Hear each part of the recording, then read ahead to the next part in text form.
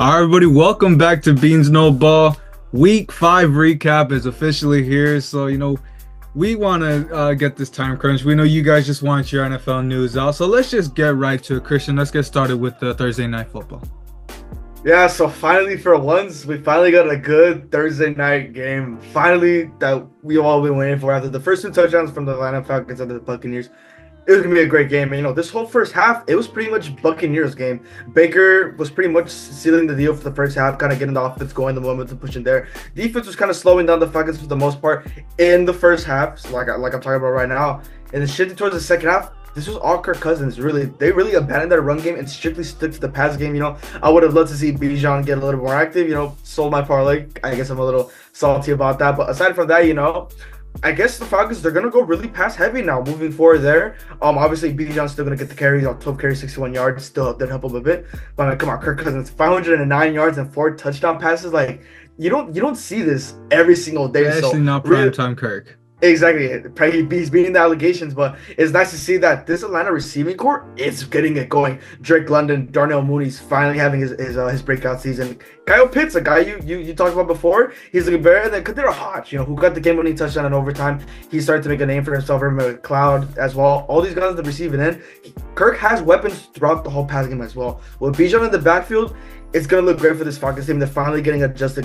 Finally getting the momentum towards them, specifically in this NFC South. For the Buccaneers, Baker, he had a great game as well. Just, came down to the last minute. Kirk Cousins really overshadowed the Buccaneers towards the second half.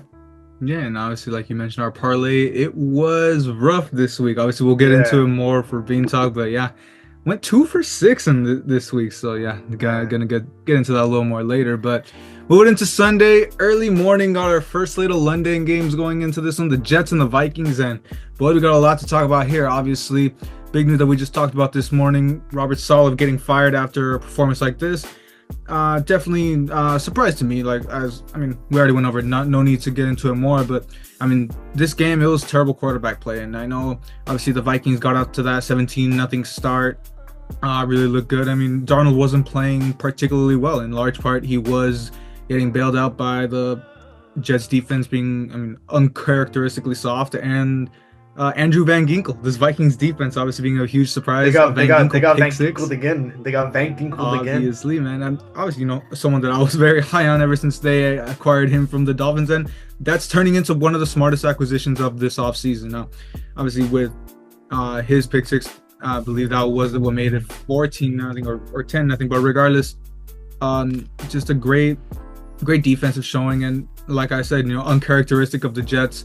Lot of penalties in the secondary. Obviously, they had nothing on Jettas, and that was a big thing. Anyone that was guarding Jettas, whether it was Sauce or Reed, whoever had to get on him, I think there was a point where we saw like 3 straight holding penalties on Jettas, and obviously we see why. But specifically the second half for Darnold, nothing going. Obviously, only 6 more points going into that second half. Rough showing, but look, a win's a win. They're getting the bye next week. That's all they need. And look, as for the Jets, obviously we see after a performance like this, we know the offense has to run through Garrett Wilson, and once Rodgers realizes that. But it was just a rough showing for Aaron Rodgers. 3 interceptions. He's really got to start picking it up soon. Yeah, honestly, both these teams, even though the Vikings, they are undefeated, we got to pick up a lot of slack, especially with everything that's going on with the Jets, especially this morning with the Saleh fire. And now moving on with another matchup, and let's with the Bears and the Panthers. And man, it looks like Caleb Williams, he's finally getting adjusted. And sure, you can skip the argument, it's the Carolina Panthers there, but from the way Caleb was playing for the first couple games of the season and the past 2 games, including this one, he's really getting a little bit more comfortable in the pass game as well. I'm also noticing his pocket awareness.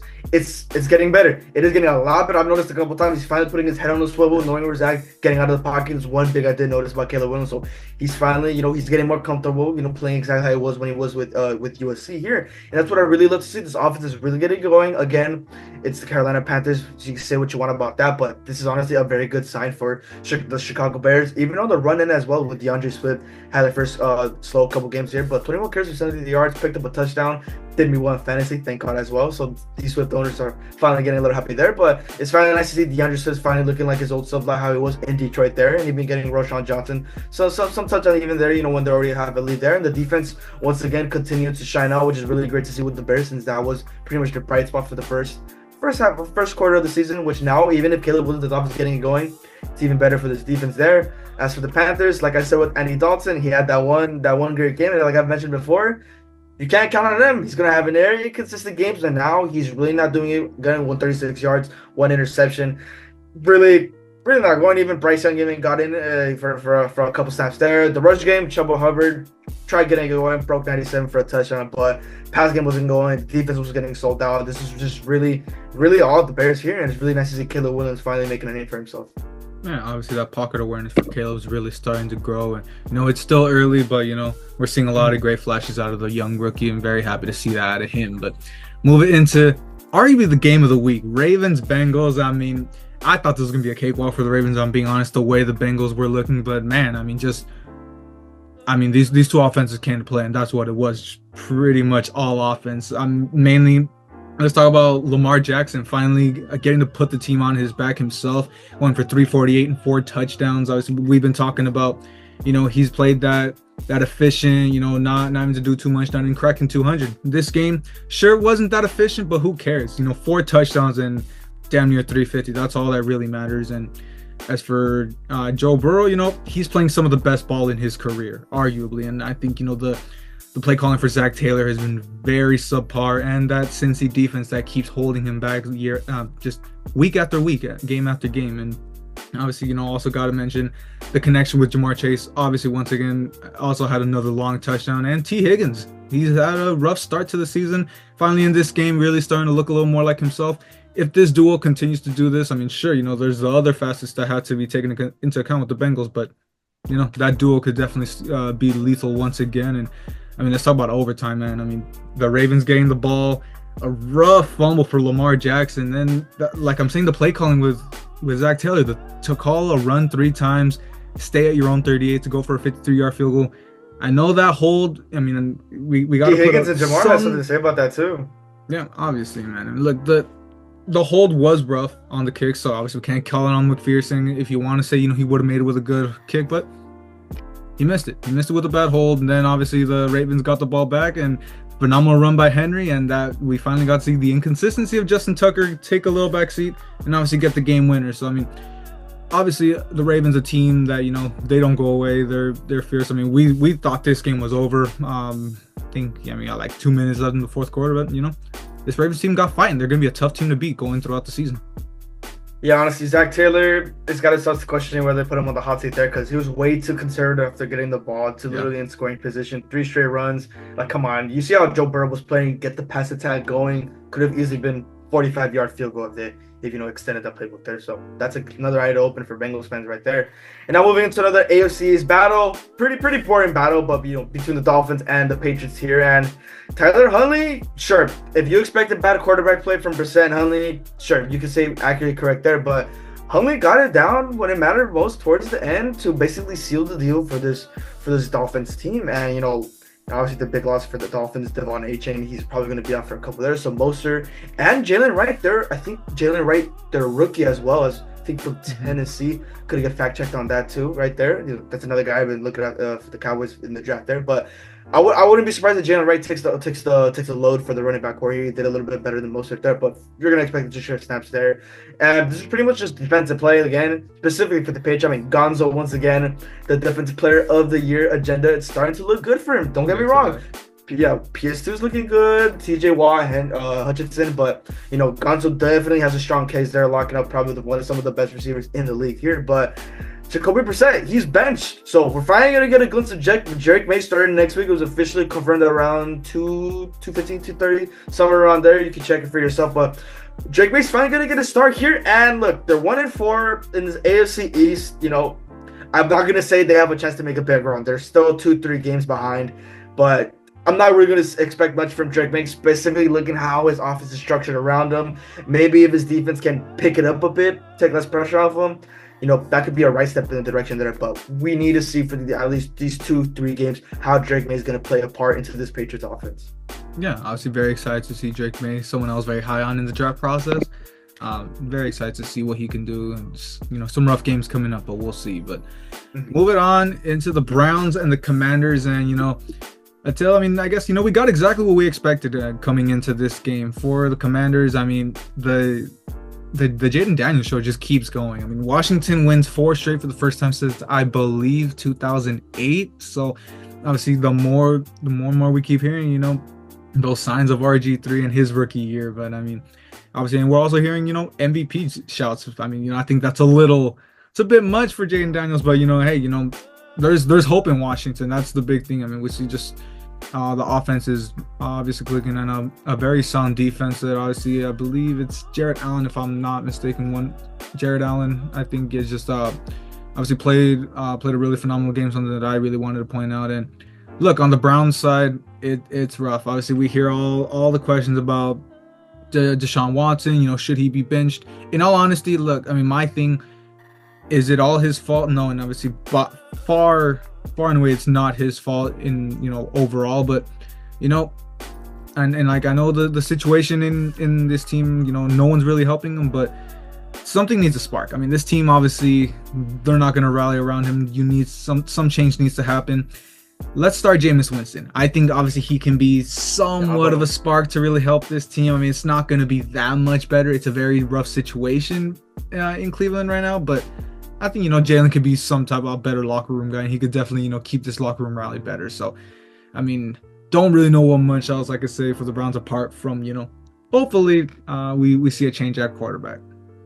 Yeah, I know a lot of people, they want J-Bar at QB just to see how it's going to be. Maybe the guys would actually rally around them. But, they're going to stick with Watson because it's just a bunch of dead money sitting on the bench if that comes to that there. And now moving on to probably another great games of the week in the AFC South, the Colts and the Jaguars. And this quarterback play was phenomenal between Joe Flacco and Trevor Lawrence. And Trevor Lawrence, they finally got a win. They're still 1-4 though. Still got a lot of things to fix up there. But, shout out to his O-line for allowing 0 sacks. Finally get him comfortable in the pocket instead of there. He had a pretty bad pick, but, ended up picking it right out there. 371 for 2 touchdowns. And Tank Bigsby, right? Their rookie. I'm pretty sure he's probably going to be the one over Travis Etienne. Not really looking too good. I know with Etienne, though, there are the rumors that he is a possible trade candidate for the Jaguars, so we'll wait and see for the deadline there. But Tank Bigsby, 13 carries for 101 yards and 2 touchdowns. And then his big touchdown run, I think it was, forgot it was in the first or the second half. I think so. But I'm talking about, I think it was in the red zone where he just broke all those tackles. Okay. That's what I'm talking about. Yeah, not really in mind, but it's looking really well for this rush attack. And for Trevor Lawrence finally have another competent running back. Same with the receiving, Brian Thomas Jr.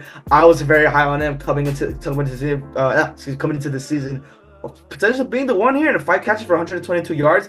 He's looking great, getting me good in fantasy. So this Jaguars team, they really rallied against this Colts team, but Joe Flacco, he really did what he could there. The run game wasn't all at its best here. And then Alec Pierce finally stepping up for them as well. But once Aaron Rich is healthy, he is going to be the QB moving forward there. So we just got to wait to see what the Colts are going to do moving forward with the quarterback play.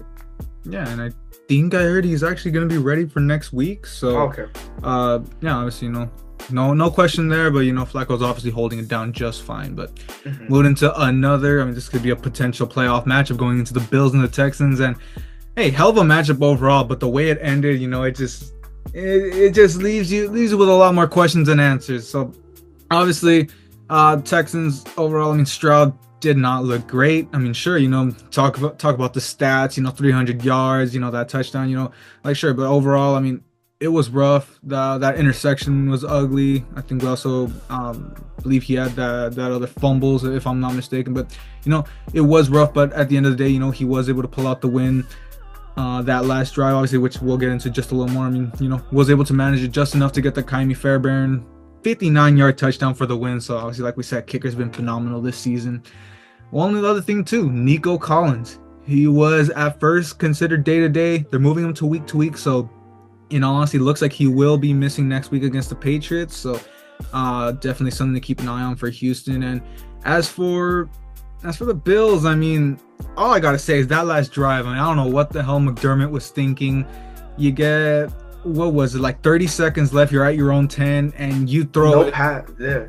No, No, all not one passes. single rush. Yeah. Not one Yeah, single rush. all To at least get a passes. cushion. You kill. I want to say it was 16 seconds that they killed in that entire drive. Obviously, give the ball right back to the Texans, and put them in position for that field goal. And just a lot of questions for that. And just my only other thing, the drive before that, Josh Allen came down with that head injury. That obviously he came out into the blue tent, came right back.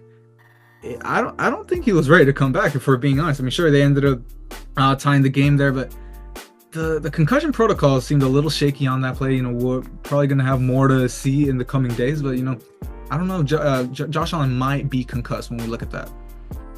Yeah, the Bills had so many opportunities. The defense was really stepping it up, getting to CJ with the turnovers, but the offense really couldn't get going. And then the play calling with McDermott got to start opening some eyes with him going in move forward. And then back again with another good AFC West matchup with the Raiders and the Broncos. And Jesus Christ, the Raiders, their streak finally ended. The Broncos finally broke the streak of the Raiders owning them for the past couple seasons. And Bo Nix, he had himself a game, 206 yards for 2 touchdowns.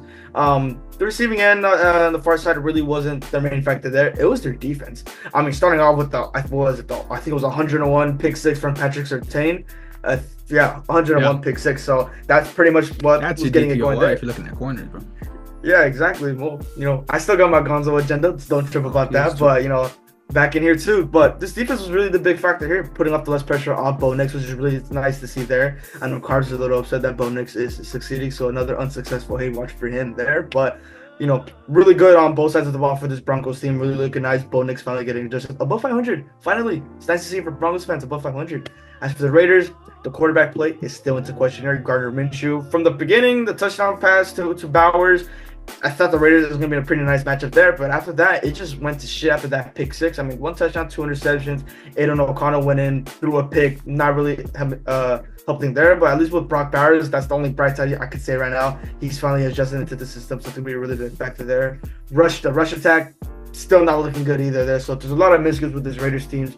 So, that's just one of the little things. And then with Devontae Adams, it's still on to hold whether or not he's going to be traded. Well, he's going to be traded, but whether or not the Jets are going to be the front runners, which they are, we just got to wait to see for the next couple of weeks. I mean, the Jets absolutely should make a move, but now looking recently, does he want to go there though? Exactly. Yeah, but yeah, obviously something that we'll keep tabs on moving forward. And moving into the Cardinals and the 49ers. I mean, another upset, probably the upset of the week. Looking at this one, I'm not too surprised. They've been obviously every time I pick against them, they win. Every time I pick them, and they I made lose. a joke about switching my picks to the Cardinals. Yeah, I guess you probably should have made that switch. But yeah, I mean, going into this game, I mean, hey, we both kind of joked about this. We weren't even paying attention to it much, but I mean, regardless, gonna give it our analysis here. Obviously, the story probably of this one, that 50-yard rush by Kyler Murray to get into the end zone. I mean, just from pointed 10 yards into the rush. Setting the tone early for this game. And sure, the Niners really reeled it back. Really, I mean, by that point, I mean, what were they at one point? Like 23-10 or something? I mean, they were down. They were down like 2 possessions. Okay, yeah, they were up 23-10 at one point in this game. And obviously, the Cardinals little by little fighting back.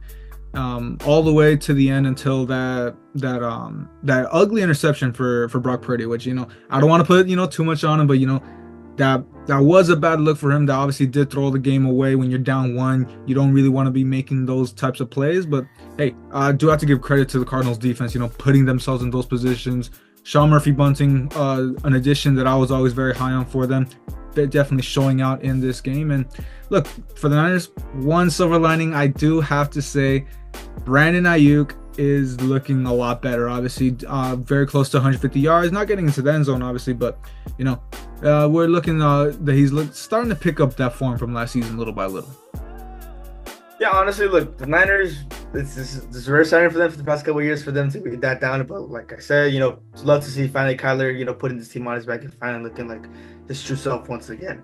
And now moving on to the Giants and the Seahawks, and this was such a this was such a really close game, even towards the end of the game there. But Daniel Jones, I mean, hey man, I mean, look, I've had my takes on Daniel Jones, but he looked pretty good in this game, especially with the rush game helping with Tyrone Tracy going for 129 yards. So this rush attack, with him, with the absence of Singletary, it's still nice to see. And then even Daniel Jones using his legs, 38 rush yards there, it's still helping him there, 257 pass yards. So again, he is looking good with 2 touchdown passes. Defense of the Giants, it's looking okay. It is looking okay, especially going against a nice, explosive Seahawks offense here. And even with Geno Smith, he was doing fairly good on the pass game. He was pretty much forced to pass this whole game. The rush game was not going for him. Kenneth Walker, I mean, he had a shitter. 5 rushes for 19 yards. I mean, Geno was their leading rusher with 72 yards. He was. No. In the pass game, sure, rushing he didn't do much, but he took that into. No, yeah, that's what I said. Geno, he was pretty much forced to pass a lot. But, Tyler Lockett finally get it, and even JSN, which I thought that touchdown was pretty much going to seal the deal there. But after the blocked field goal, which led to the Giants touchdown, that was pretty much the deal done there. Big miscue on special teams there. But for the Seahawks team, I would still draw some worry, but I still have confidence in Geno that he's going to be able to bounce back and lead this team there. And the defense, they got to help him out. They got to get a little Justin Moore. The Giants, they're still 2-3. It's still Daniel Jones. He could have a shitter anytime soon, so I still want to hold back on that just a bit. No, listen, helps my division. Very happy to see the Seahawks, starting to look a little more like for us, little by little. And then there's my Rams. Obviously, just another rough showing for them. I mean, just frustration once again. I think, this game was a tale of 2 halves. Obviously, going into halftime up 13-10, got some hope. But obviously, second half, Love played a lot better. That first half, he wasn't great. I think in large part it was just that Jacobs touchdown that, really, kept the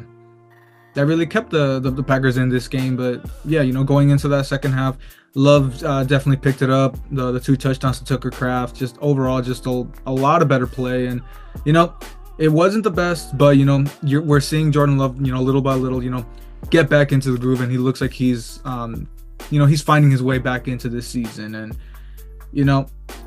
for the Rams, I mean, it was just rough to watch. I mean, apart from that, that bonehead Jordan Love interception, nothing really on defense. I mean, Kobe Turner did have those 2 sacks, so I guess I can hang my head on that. But just awful defense overall. The tackling issues continue. The secondary was subpar again, and just on Matthew Stafford, ugly interception, an ugly fumble by Kyren that really loses all the momentum that you had going into that first half. And I mean, hey, we're 1-4 going into the bye. It's gonna be rough moving forward. Hard to see this team moving back, but we move, bro.